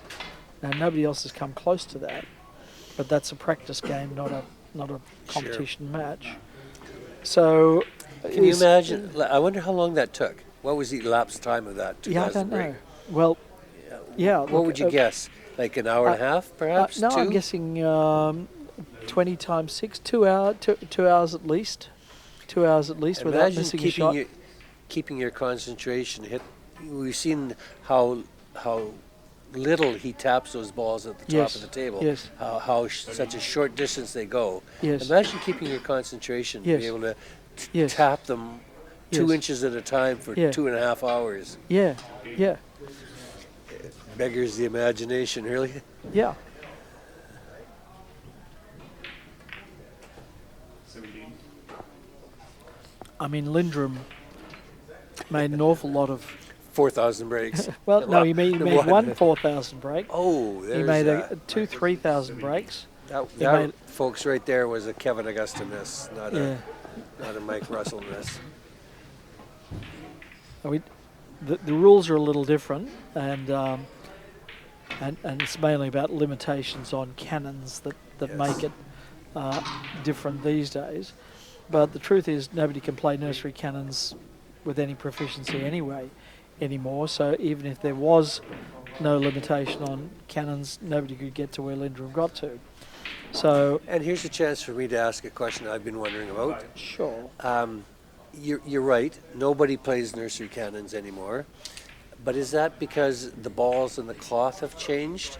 Is that it? That's a Or is it wonderful just question. because they've been limited to 75 cannons, so it's not a productive way to score in the long term anymore compared to top of table?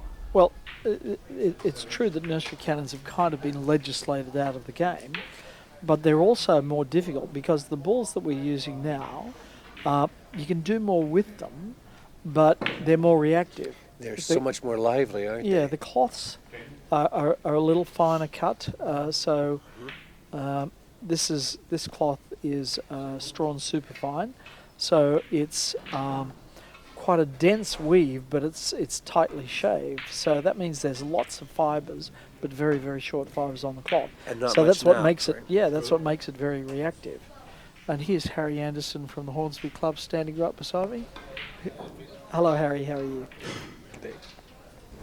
I was just mentioning you in commentary to the Hornsby boys. Yes, we might get you to put some of that Scottish accent on the microphone in the not too distant future, my friend.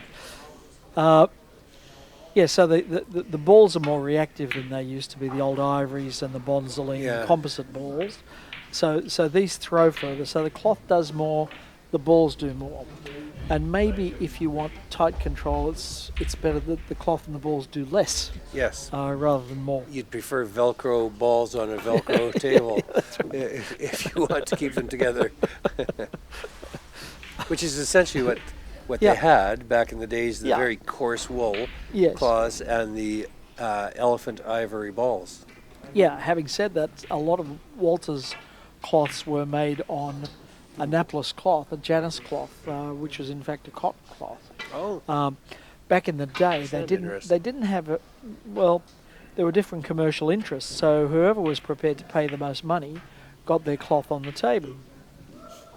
And there were thousands, tens of thousands of billiard tables in existence. And the commercial world continues to spin, right? Yep, exactly right. So it was worth your while if you could tell everybody that Walter Linndrum had made a 3,262 break on your Annapolis Janus cloth.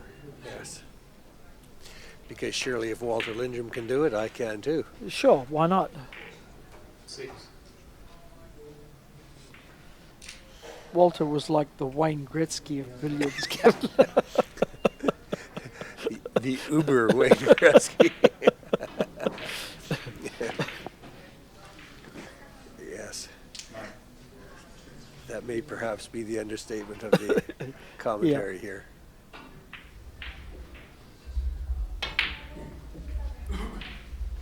But it seems to me any sportsman in any sport who reaches that absolute pinnacle where you are clearly far and away better than your peers and colleagues, I think all those people share some personality traits in common. Yes. I hesitate. Obsession and compulsion is probably one. Yes. And I hesitate to say it, but perhaps a little touch of narcissism as well. Yeah. In that the world focuses on you and your practice and your competitions. Yes. And not anything else other than you. Yes. And well, easy for me to say as somebody who has never got anywhere close to the pinnacle of anything. Those of us like that prefer to think of ourselves as well balanced. Yeah. It's our own Well, conceit. I mean, there's some people might say you are on the Asperger's syndrome, that kind of intensity and obsessive compulsive. No doubt about that in Walter's case. He was in a lot of ways a bit of a shambles of a human being, financially incompetent, broken personal life, 3 marriages, no children, never had much in the way of material gains, but just obsessed about the game. And without knowing anything about the fellow, those 3 Fits the marriages, I'm sure he found it difficult to sacrifice practice time for things like wedding anniversaries and wife's birthdays and stuff like that. The simple things. So it may be your Patting the birthday, that's dog. nice, but I need to spend 12 Oh, it's your hours birthday practicing. again, darling. But I need Fantastic. to spend 12 hours practicing today.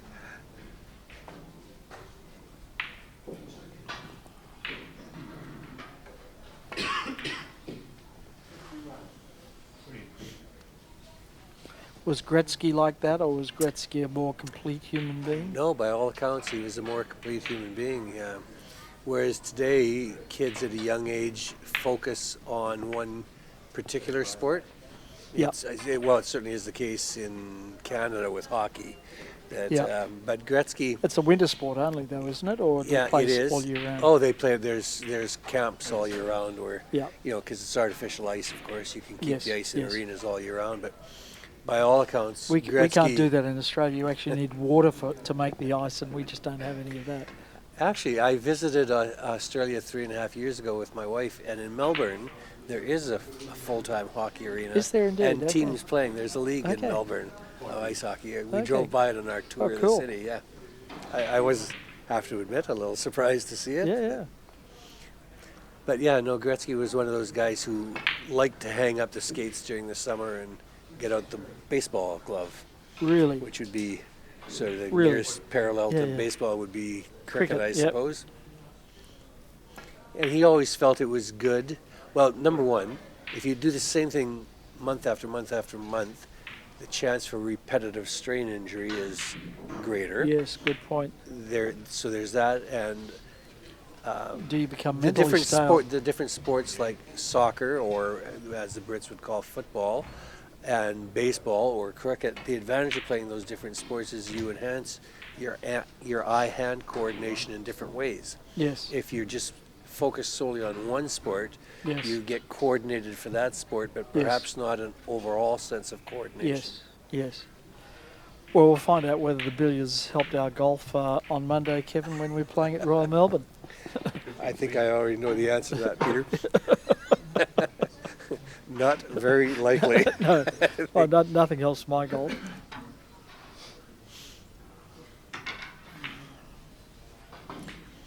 Well, here's a chance for me to shout out. Just before coming over to Australia here, I was in Scotland for a Canadian versus So I heard. Brits golf tournament. Our good friend Cliff Thorburn from Canada took over a team of Canadians to Great Britain, and we played a team of Brits headed up by Cliff Thorburn's good friend Dennis Taylor.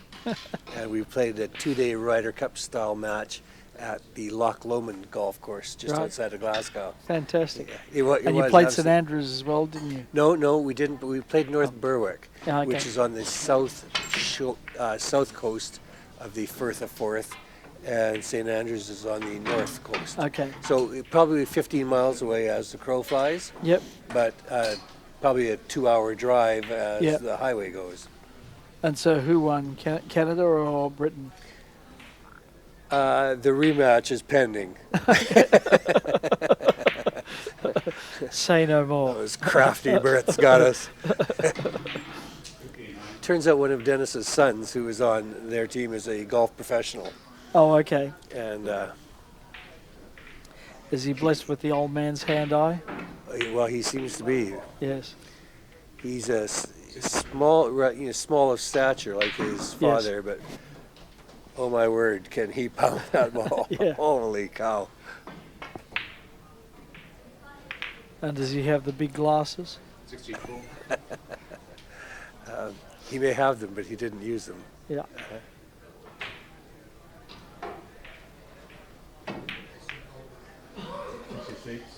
Raajeev's putting together a very respectable 66 here. Just reminding Mike that he's not the only name on the board. Yeah. Oh, that's too bad. I was hoping he'd get over Yeah. 80, Yeah. and just to see how he handled the Baulk line crossing. Yeah. Raajeev is not a full-time player like many of his Indian compatriots. I Oh, don't really? think he has Okay. state sponsorship. I think he's in fact in the corporate world. So he's a bum like us. Yeah. So I mean, many of the Indian players, in fact, most of the top. I'm going to correct that and say all of the top Indian players have state-sponsored jobs. Vaj Harrier works for Indian Steel. I think Dhruv is with Indian Railroads. He is. Yes. They don't actually have to turn up and drive the train or melt the steel. And They're on their billiards team, so they have. Drew's office turns out to be in a billiard hall in Mumbai somewhere. Yes, that's right. Not in the offices, or not in the building with the National Railway. No. So they actually have And corporate Pankaj, teams. I don't know about Pankaj. I suspect it's a similar sort of arrangement? I think it's the same arrangement. He's effectively a salaried player. On top of that, they get huge bonuses for winning medals, Yes, particularly in the yes. Asian Games. Yeah. I've heard it said that Pankaj was gifted a house and a car for winning an Asian Games gold medal. You go, okay, well, House and a that's, car, and didn't somebody say and a servant? yeah, I heard that as well. Yeah. So if you win 5 Asian Games, do you get You 5 get- servants? I don't know how it works. I just don't know. But certainly, and there's monetary bonuses. And this is about India is a very, very strong country in billiards. Look at this. And it's a matter of huge national pride. Wow. Yeah, I'm told that billiards is actually the second most popular sport in India, behind only cricket. Yeah, I've heard that too. And certainly when they produce a world champion, that is back page and sometimes front page news in the Hindu Times and they're greeted at the airport with garland ceremonies and same as you when you get back to Winnipeg. Yeah, you know, same as yeah, me. same as you. For my Kevin's 59th back. place finish out of 60 here, yes, I will be greeted with a ticker tape parade.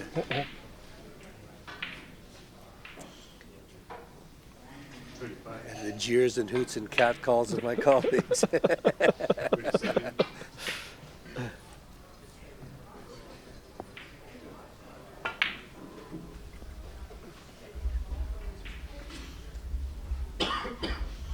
And both players are just rather running out the clock at the moment.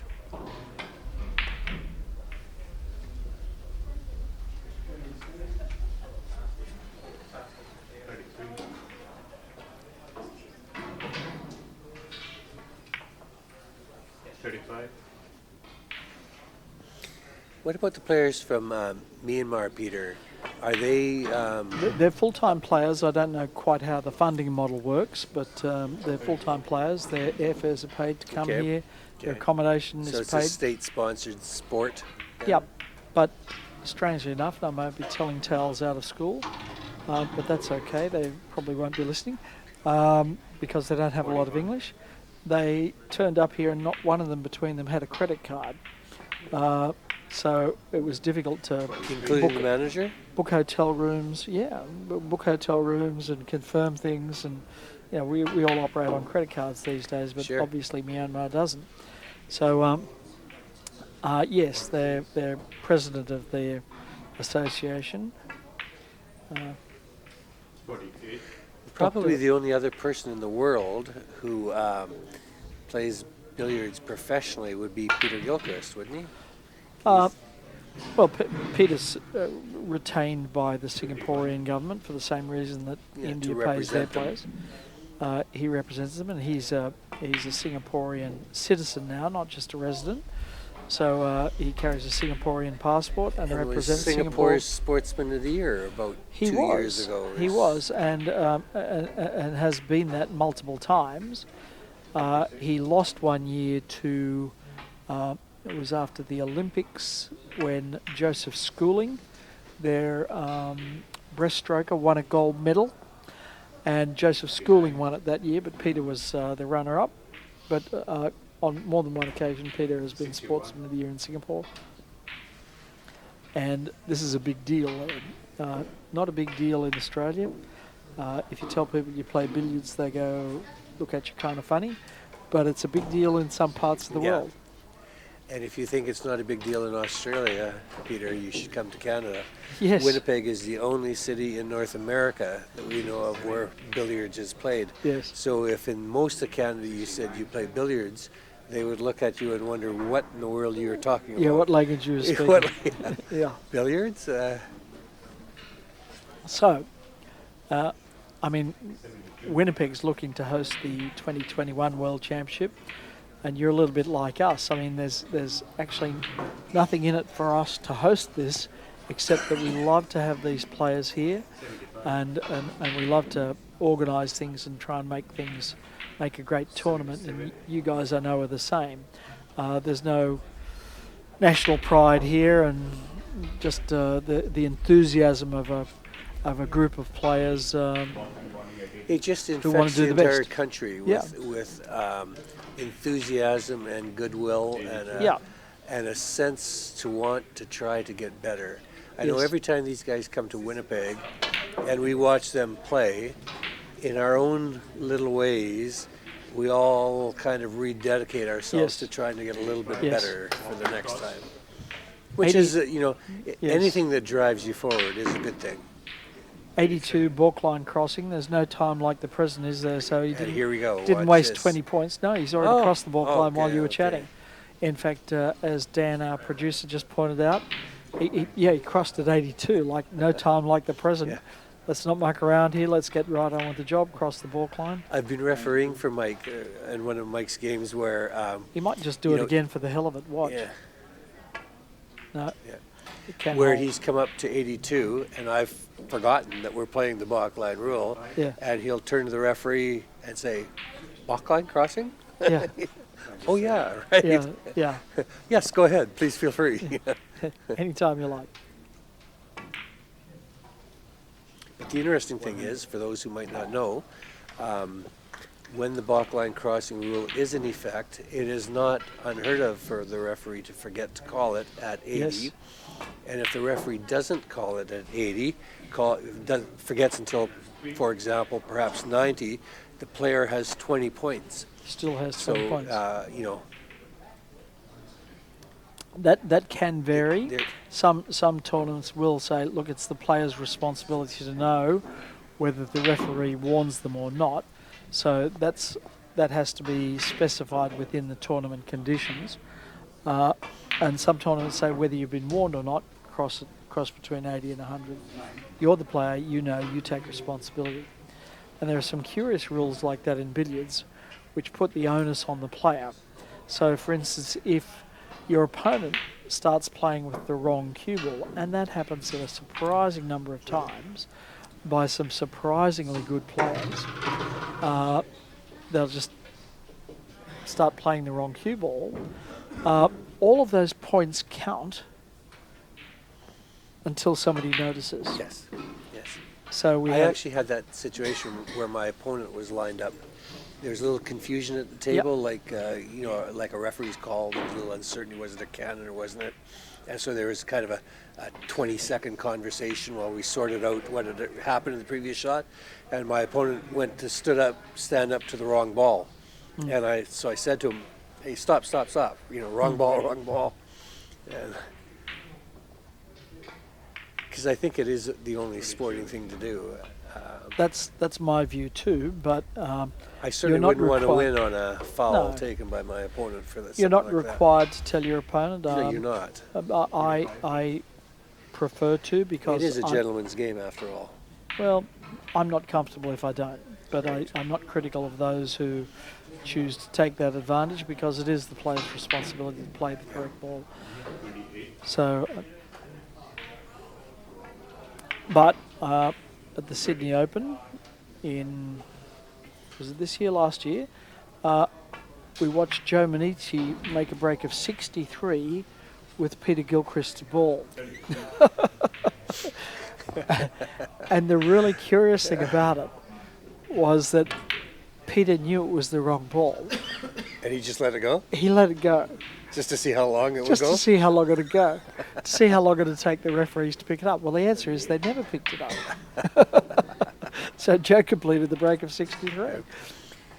Now, you would think it would be easy to get confused between the yellow and the white ball. Yeah. But in our league, we've actually had players play the red ball. I saw that. Now, I that saw is a that. hyper state of confusion.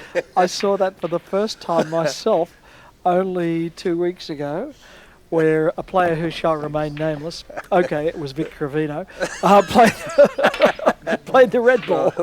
Well, nameless for 10 seconds at Yeah, least. that's right. I didn't want to embarrass this particular player, whose name rhymes with Bravino.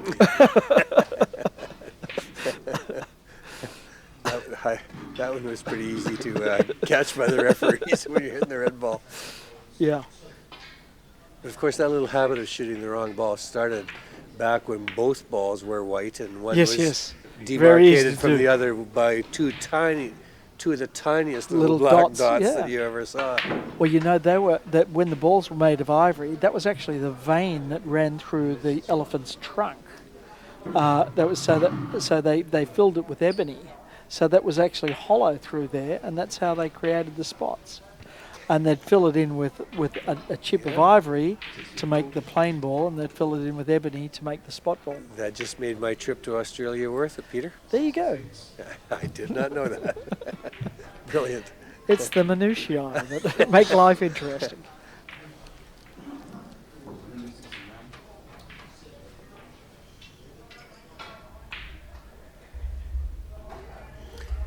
Well, with roughly 8 or 8.5 minutes to go, Yes. Mike is in his familiar place of dominating the table. I guess the only suspense is whether he's going to stay at the table long enough to break 1,000. Yes. I think he will. Right now, it seems pretty likely. 172. That looks like a good Check shot. side. Yep. And surprise, the red is in position. Will this be run through or pot? Stun pot. No, run through. You're right. I think I'm I'm getting worse at this. I think he played that shot just for the practice Yeah. of it, right? Yeah. He could have done anything with that. He Well, could that's have- that's exactly the case. The reason all Mike's working on now, this is where the final is going to happen, and Yep. one of the semi-finals is going to happen. Or get a actually, not one chance of the to play some semi-finals. shots. Chance to play some shots on this table, and drift them around a bit. So he might not want to play tight top now. He Yeah. might just want to read the table a bit in the open Yeah. game. How, like, for this shot, how hard did you have to force it? Not hard at all. It's I mean, they throw so wide. Anybody that knows their billiards that looked at that angle would have said, well, it's not going to go in unless you force it or juice it up. But he doesn't have to do it here on these cloths. Which I never did learn. I never did figure that out. No. In the 4 matches that I played Likewise. and the 2 hours of practice that I had before the matches started. Yes, having said This that, cloth just absolutely totally buffaloed me. I Yeah. looked at it and thought, well, I have to hammer this thing to get it to throw wide enough. yeah, And I was invariably wrong. yes. And the other- 192, so he's yeah, Baulk line Baulk line crossing. crossing again. He's coming under the wide here by the looks of it. I know, just clears it. 97. That's so Notice how clever, that he shot. a little Yeah. stun just to come up on the left side of that Yeah, red yeah, ball yeah. to put. To keep a boat so he could come down onto the red. 200. It's a life of precision. We're watching the fruits of it right now. I'm pleased to see he's made a couple of doubles on this table. He'll be feeling a lot better about this now. Yep. A lot better. And he hasn't had a kick. The other thing that was happening, now kicks are so difficult to predict. That nobody's sure what creates kicks. Some people think it's chalk dust between the balls. Others think it might be static electricity or a combination of those things. But Mike was suggesting he thought it might have been the air conditioning, which is it certainly feels a little chillier on this table than the others. Which is why that whole notion of kicks. Yeah, Which is why Mike is probably more deliberate than almost any other player in asking the referee to clean the balls. And you'll notice, does it I habitually? haven't noticed it in this match, but in many of the matches that he'll play, you'll notice him At 100. when the referee is fishing the red ball out of the pocket. Mike will ask, Yep. will reach over and ask to see the red ball, and he'll inspect it for marks Did on it it. once here. Did Did it he? once Yeah. here. Yeah. He Rubbed it is, on his vest. You rarely see any other players do that. What a great shot. The balls were lined up, and he's played a run through off the first ball. The other two balls That is a clearing the path billiards for him. trick shot. Yeah. Right there. Just when you think there's nothing at all on, he creates something out of nothing. Now you and I would be sitting there racking our brains as to what possibly could work. Yep. He just has seen that situation 1,000 times before, and it's just, Yep. Yep. oh, okay, this is what I have to do here. Yep. Number 243 on the menu. Yeah.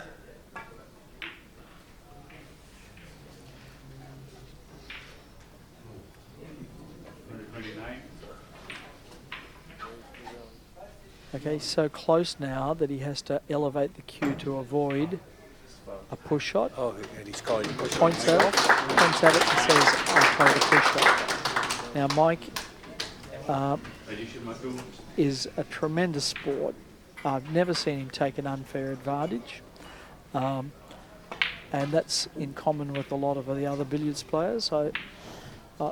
On many, many occasions, I've seen him call a foul on himself. And not just Mike, but I've seen many different players do the same thing. Players do the same thing, but Mike especially, he has many sins, but that's not one of them. Yeah. But when you compare that to sports like, for example, basketball, North American football, where they're actively trying to stretch the rules as far as they can. Yes. And I use that euphemism. Well, you know, in billiards and in golf. Yeah. You just seldom see that, or no, you don't. Probably more appropriately, you never see it. You never see it. That's the truth. But I mean, some games, and I'm thinking about one of my favourite things to watch, rugby union. It's an art form, bending the rules, and I've got Darren Taylor from New Zealand standing behind me, from the famous All Blacks. I mean, they have turned that into a science of how far the rules can be twisted. And, he's making a choking sign. He's not denying what I'm saying, but he is making a choking sign. In fact, he appreciates the compliment you're paying him. Indeed. Well, I mean, that has been, it's been an art form. He's holding up his fingers as if to say, three World Cups. Yes. Yeah. I think we know that, Darren. Ooh, but here's the bad news for Darren. We're in Melbourne, and they don't know what the hell rugby union is. They don't know. They don't care. and they're all AFL mad down I here. hate to demonstrate my North Americans' lack of understanding of this, but you don't know either. When you say rugby union, is that a league, or is that the game you're referring to? It's a game called rugby union, which is different than rugby? Every word you're saying now is like a dagger to Darren's heart because he's listening in. Because the Kiwis actually think that rugby union is the centre of the world. And they cannot believe that other people have actually never, ever heard of it. So you're causing him physical pain here. He's doubled up beside them. I've heard of rugby sevens. Yeah, and that's I've heard the Olympic of rugby, the Olympic sports. Yeah. Well, rugby is short for rugby union. Okay. There's another variation on it called rugby league. I am aware, though, that in the World Cup of Rugby that is going on right now, in the opening match, the All Blacks smoked our Canadian squad something like 63 to zip.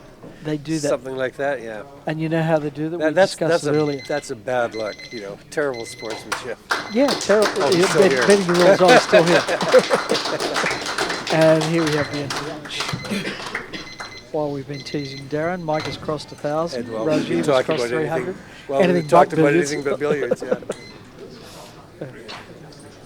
Fantastic. Thank you, folks, for putting up and listening to us. Many of you, I'm sure, have turned off, and who could blame you? Thank you very much. Thank you, and Peter. We'll talk again. Cheers.